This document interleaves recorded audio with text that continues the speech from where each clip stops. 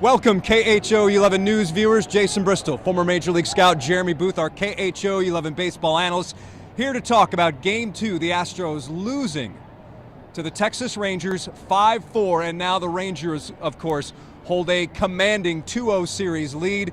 Jeremy, I think the overriding sense that we're getting from everyone in this ballpark, but mostly from you, is that the Astros really gave this game away. Yeah, you can't leave 8 guys on base with less than 2 outs and expect to win in any game, let alone the postseason. People can go back and talk about Framber Valdez early. There really weren't a lot of hard hit balls. It was ground balls with holes, playing the game. Rangers hitters staying above the baseball, hunting breaking balls in the strike zone. You get to the Astros approach, it's the other way. It's a very good hitting team, very good postseason hitting team, traditionally anyway. Has had some very bad at-bats. And tonight, you see a situation with Yainer Diaz in the 5th inning where, he hasn't played in 12 days, really. He played 1 game in Minnesota. He's had the layoff like everybody else. He's come into this series, and he gets into bat tonight with bases loaded against a guy that's going to throw him nothing but breaking balls, and, of course, he expands the zone, and you have an out. Then he follows up Altuve, who chews a bad ball hitter. That's fine. Bregman's pitch selection was a little bit questionable. The one that sticks out to me is the one towards the end of the game. And I say that because it was in such a spot where I turned to you, I think it was an inning prior, and I said, something's going to happen. I don't know what it's going to be, but it felt like something was going to happen. You get Chas McCormick up there in that situation with a guy in the mound, Leclerc, right? So this is the 8th inning. This is the 8th inning, and he's thrown Leclerc's 2 men on. Yep, first and second. And after Alvarez home run. Leclerc basically was having trouble throwing strikes. 7 balls in a row, I believe, by my count. It's off the top of my head, but 7 balls out of the strike zone in a row. He comes in, throws a slider to McCormick, and McCormick swings. It's not a pitch you want to hit. At some point, you need to zone back and quiet your mind and make him throw a strike, especially in that situation. Not only did we not make him throw a strike, but we chased, and then we chased again, and then we chased again, inning over. You can't do that if you expect to win the game, and those type of at-bats dominated the Astros' performance tonight. Of course, if you have comments, leave them here. I'm checking our KHO 11 Facebook page. We'll get to those comments. Something that was really evident early on in this game was the Rangers going after first pitches. They did not waste any time to do any damage. Simeon going after the first pitch. Seager going after the first pitch. Garcia going after the first pitch. And then you look up and it's 4-0. Now, I know you said that a lot of them weren't hard-hit baseballs. Yeah. However, it was very clear that the Rangers, they were in attack mode, and they did not want Framber to get comfortable on the mound. Well, we talked about last night on Sports Extra. The Rangers are in aggressive mode right now. They swept the ALDS, correct? And now they're 2 games up here after a bad showing at the end of the year in Seattle. They're 7-0 now in playoff games this year. They're not messing around is what's going on. They're getting out there. They're playing playoff baseball. I was talking to Donnie Ecker a little bit with the Rangers, their hitting coach. Happen to know him a little bit. And what he was talking about is that they're learning over there the postseason is different than the regular season. You can't play for the same game in the postseason you play for 162. You can't ambush fastballs. You can't get long in the zone. You can't let guys pitch around because you made the only bats you have. Every single one counts as far as moving the line. So we go back to that first inning you just talked about with Framber. I had the same questions you did. Is the ball flat? Is he in the middle of the strike zone? What's going on? And I asked some of my scout friends who happened to be here, and they said, no, it's not really so much that he's flat or making mistakes. The balls aren't hit real hard. But when you play that type of baseball, when you play short to the ball, when you hunt early, when you look in zones, something the Astros know very well. They're not here because they don't know how to do that. You end up 4-0 real fast. Dusty Baker choosing to leave Framber in, and of course then Framber, I don't want to say settles down, but he does pitch the second, faces 5 batters in the second, and then gives up the leadoff homer in the third to Jonah Heim. Really, Dusty, you don't fault him for leaving Framber in there after giving up 4 runs in the first inning, do you? No, if there were 4 lasers, that's different. That's not what happened. Again, it's ground ball, ground ball, ground ball. That's what's called playing baseball. That type of stuff's going to happen. Look, the Astros came back and scored 4 runs tonight, and frankly, the Astros should have won tonight, regardless of the 4-0 or today, the 4-0 score. They got beat yesterday. Yesterday they just got beat. That happens. It's going to happen in a game. You have opportunity here, opportunity there. But if you have a play like Framber Valdez error in the first inning that contributes to those 4 runs, you have a Josh Young, boots of baseball, who's an excellent defender at third base, and you don't take advantage of something like that. When you have situations like that add up again and again and again, you have that much traffic and you don't score. It simply comes down to that. Now look, Astros Twitter is going to go bananas over one thing. At least they should be. Because I had the same question, and I had it kind of jokingly. Last night, Maldonado can't hit from in the 4th inning, something I agree with. I thought about it. I wanted to when it happened, but I thought about it. Then you go in tonight, and Diaz hits in the 5th in the same situation. I'd be asking the same question. The difference was what, Jason? It's not the same situation, though, because Justin Verlander is still on the mound at that point in Game 1, whereas in Game 2, Framber is long gone. That's right. Framber is gone. That's right. And, of course, we know that Martin is, I don't want to call him the personal catcher, but he's the personal catcher for Verlander and for Framber Valdez. And there is this factor that those two feel most comfortable with Martin Maldonado behind the plate. Well, so I think once Framber was out of the game, then that freed up Dusty to pinch hit for him. And really it was the right situation because you had bases loaded, nobody out, and the Astros got nothing on the board. If you're in that situation and you're Dusty Baker, there's no right or wrong answer on what to do there. You've committed to Maldonado behind the plate for the reasons that you've well articulated. And they're honestly ones that no one can fault. You have pretty good arms on the mound. You have excellent arms on the mound. You have guys that know what they're doing. And they have a rhythm with a guy that's caught them for quite some time who is still excellent behind the plate. Now, look, the argument's going to be made. Diaz has had a better metric here. And Diaz he's a better bat. And I think that's all very fair. However, there is something to be said for comfort and rhythm for guys locking in on what they're trying to do. But when you do that with Maldonado, and you then have to live with the offensive imbalance that he's going to give you, as opposed to the defensive reasons you have him in the game, you can't expect anything else than what you're used to getting. And Maldonado's not going to hit 260 with 25 pumps. It's not going to happen, okay? You have to be able to understand that he's going to strike out in that situation, and then when Diaz comes in the game, you get what you get. Just didn't work out. So here's the situation now via whowins.com, and I'm sure they mentioned this on the broadcast. I tweeted it out in basically the 3rd or 4th inning that teams that are down 0-2 in a best-of-7 in Major League Baseball, in a best-of-7 playoff series, they lose 84.3% of the time. 16% of the time they do come back. Why should Astros fans feel like they could be a part of that 16%? Well, the first thing Astros fans need to do is not listen to Jerry Dipoto and the Seattle Mariners talking 54% win percentage. Jeremy, you're getting too in the weeds. You're getting in the weeds. I'm sorry. It's home. Okay, now back to this. Because the game's not over. This is still a World Series champion. They still played the game. They've been in both nights.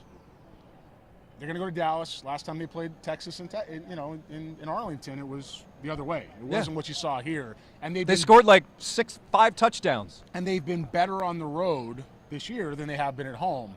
You know, that said, this is a different Rangers approach team. They're in a different spot. They're mentally focused, and it's going to be a battle. The Astros have got to have better bats. If they play their game, there's still 5 left to go. You got to win 4 or 5.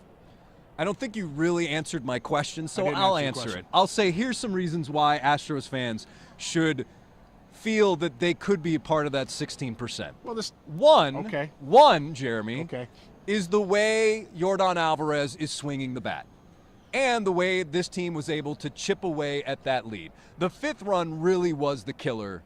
That was the one that came back and haunted the Astros in this one. Also, when you look at what this bullpen was able to do, Montero, money. France was good. Maton, Abreu, Presley.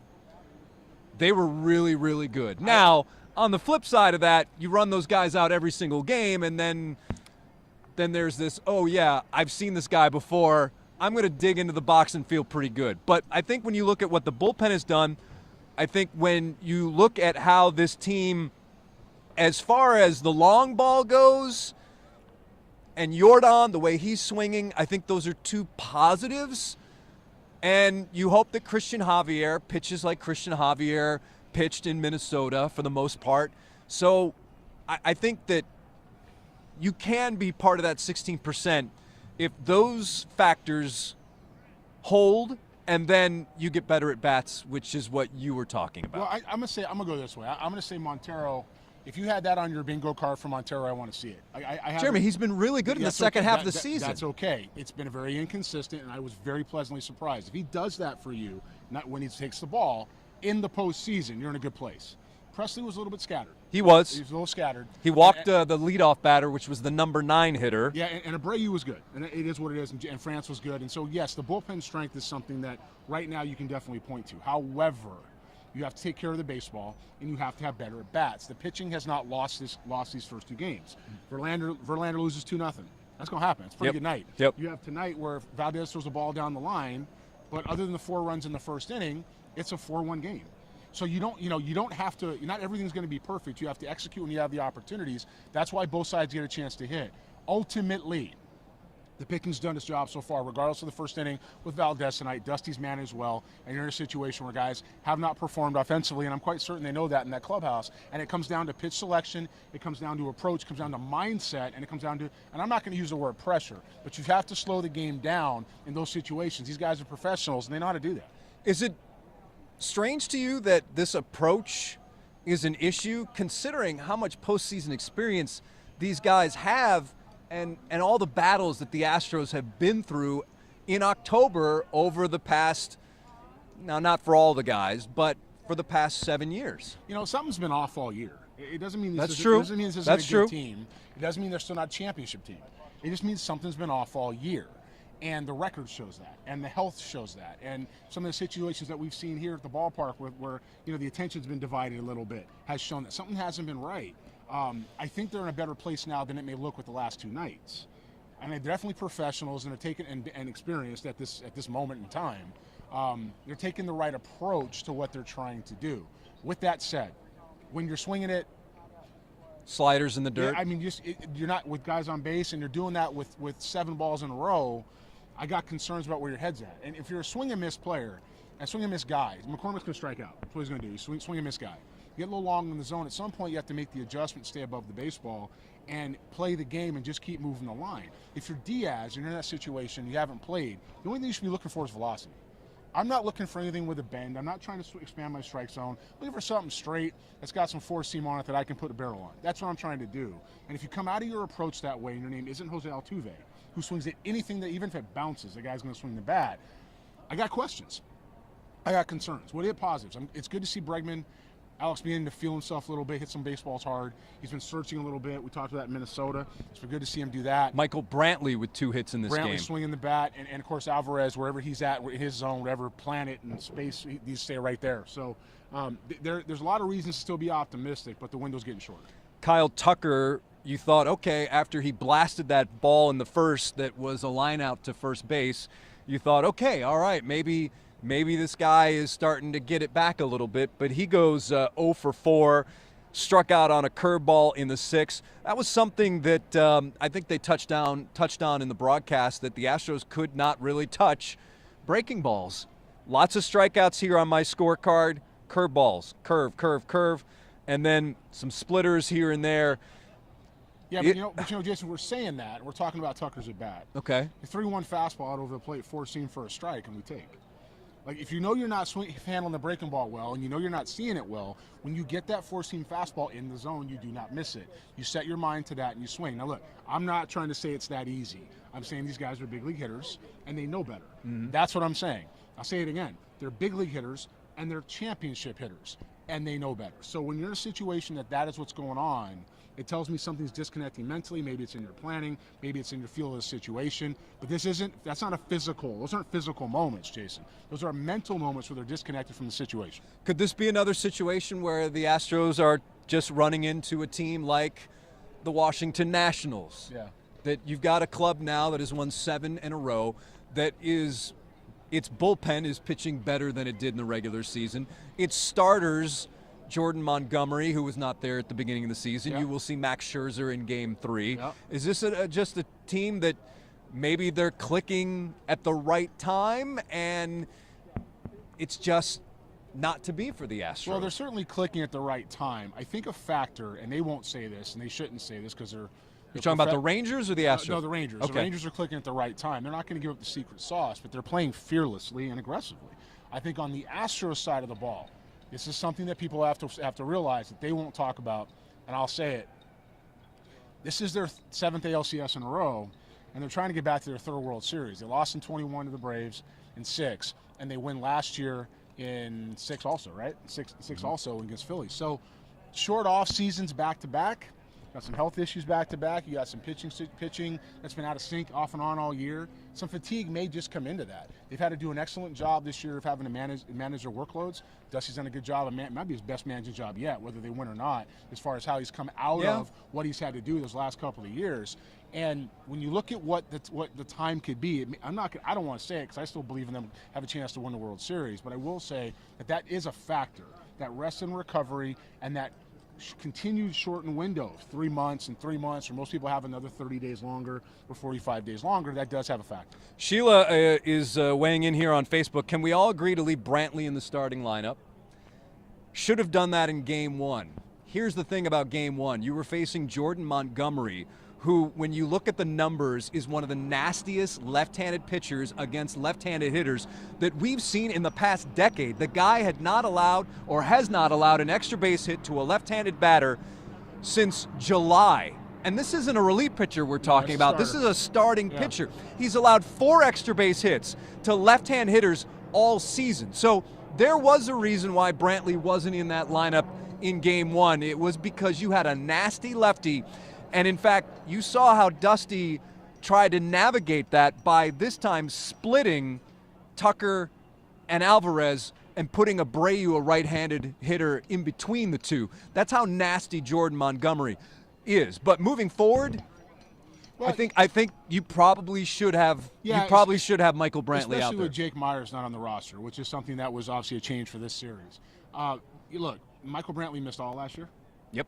Half of this year? Well, most of last year. Yeah. Okay, and half of this year? Yeah. And he's had injury issues. That's not a short window where you have to get your timing back. He's continued to play, to manage what he's done. There were at least 3 different occasions I can count off the top of my head where he didn't play well this year or was rather pulled back from joining the club to let his body get in a position. It doesn't mean you don't run him out there now, but one game is one game. He's a day-at-a-time guy. He is. He felt good today. Yep. We'll see what happens. He's got an off day tomorrow. We'll see what happens when Wednesday rolls around and how he's feeling against Max Scherzer. And again, that's the real big question. How does he feel? Because it has been a touch-and-go situation with Michael Brantley all season. How does Michael feel? It's not how does Michael look in the game. It's how does he feel the next morning, physically. The day after. Max Scherzer, Bruce Bochy, the manager of the Rangers, saying on the morning of Game 2 that Max Scherzer will get the ball. He said that actually Scherzer could have pitched Game 1. That's how good he felt.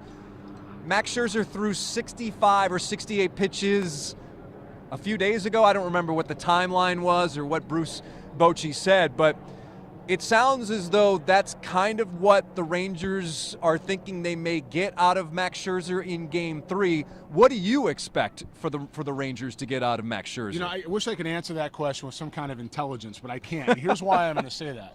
Because in 2019, we were in Washington. Yes. And Max Scherzer was like a 30-minute before the game scratch, maybe an hour. And it was like, oh, my neck can't move, and my shoulder's out of whack, and I feel like I slept wrong on my back, and I got a toenail. You know, all these different reasons why I couldn't take the ball. And the next thing we know, he's pitching here in Game 6, and it's 98. So I don't know what to tell you out of this guy. You know, a month and a half ago, a couple starts in his tenure with Texas, and I got a forearm strain. And I need to heal. I need to take time. And maybe I'm not saying he's wrong, but now all of a sudden he's going to come out. Who knows? You could get a flat Max Scherzer who hasn't had any game actions or rusty, or you could get what we saw in Game 6 against the Nationals. You know, it's a different time with the Nationals, different time in his career, different time with what he's come off. But he pitches in these moments and he hunts the playoffs as well. So I would look for him to go out and compete. That's I think what you're looking for, and what you want to see in this situation is the Astros compete as well. He might be a guy you take some pitches against and get him out of the game, get into the bullpen. Try to get him depending where he's at. But you won't know that till you see how he comes out firing. Kimberly says, I really appreciate the honesty of your broadcast. That's what we do. That's what we've done since. I'm glad to hear you say that. I am. That's what we've done since the beginning of our time together, which was 6-7 years ago, and of course on the Extra Bases podcast, which you can hear semi-regularly. We got stuff going on, but yes, occasionally you can tune in and catch it. Occasionally, yeah. It's more like limited editions. Anyhow, Christian Javier, I imagine will get the ball. I haven't seen, we're not in there to hear what Dusty's saying, but Christian Javier is the guy you would imagine for Game 3, and the fact that JP France threw today, so Jose Urquidy in Game 4. You would think. Really, I think you just have to go to Globe Life and feel we threw up 39 runs on these guys back in September. We know how to play on the road. We win on the road, and this is where we're going to shift the momentum of this series. That has to be the Astros' attitude. You know, it's just an interesting process to think that through, because should the Astros advance with the other two teams in the postseason being wild card teams, they got to play 4 here to, you know, potentially to win. So it's interesting to see that they've had such a swing in the home approach. You know, it's just, this is a place to be comfortable. I am concerned about the distractions they faced here. I watched it with my own eyes. We talked about it. It's an image in my head I can't get away from. So a lot of people have been wondering what's wrong with the Astros at home. Jeremy came to a few games, and one thing he noticed was before the game, pregame, batting practice, the Astros, you will essentially have areas like this. We have a rope behind us here. You don't need to show it, Serge. That's fine.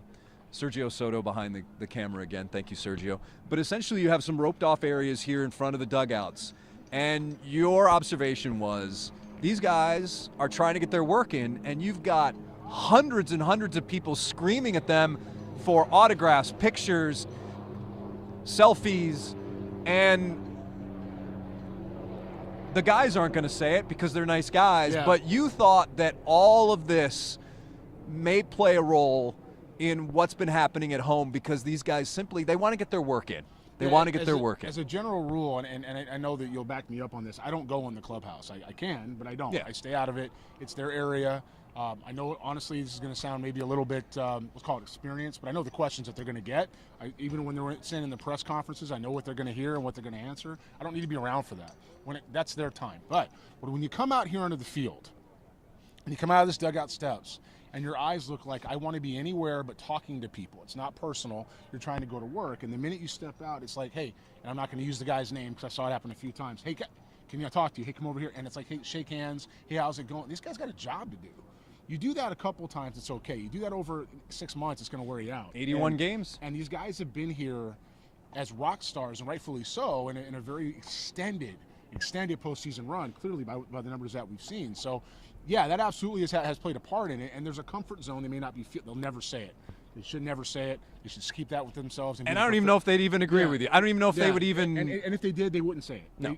They would never tell them that, because it's not like they're trying to. They love their fans and they love being here in the city of Houston.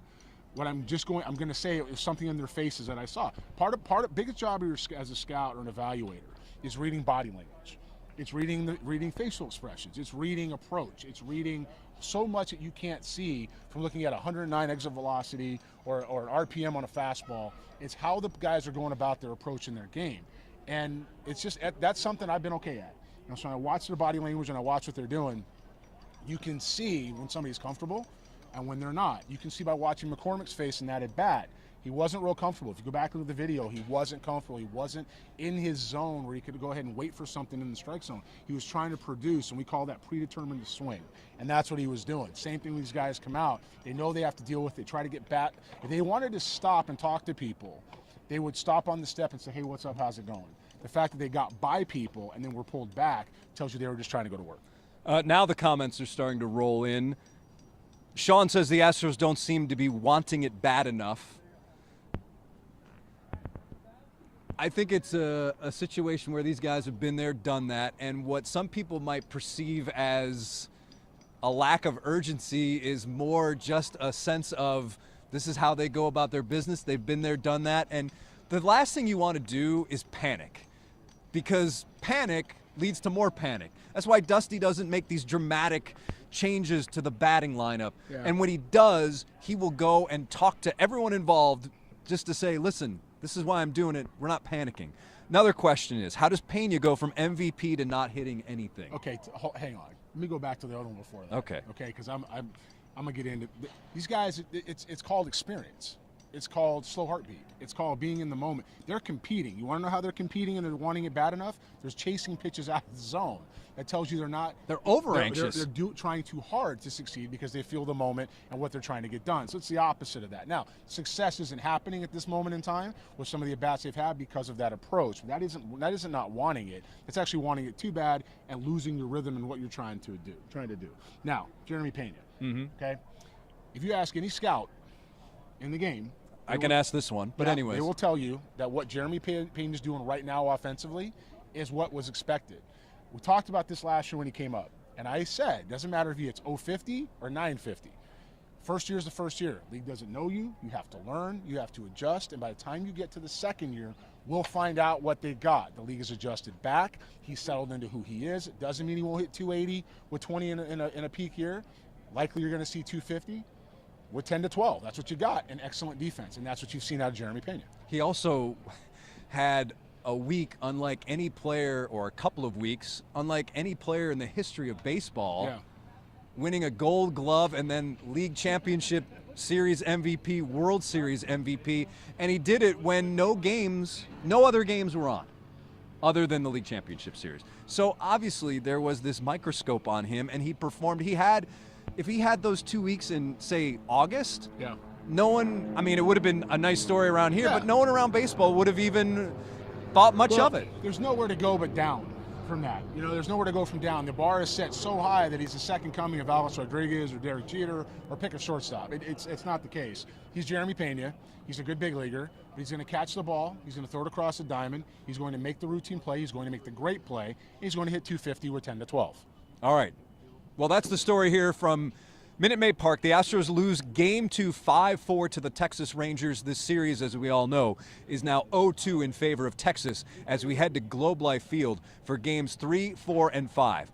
For Jeremy, I'm Jason. As always, thanks for watching here on KHO 11+, KHO11.com, and basically wherever you're watching it from. We'll talk to you next time.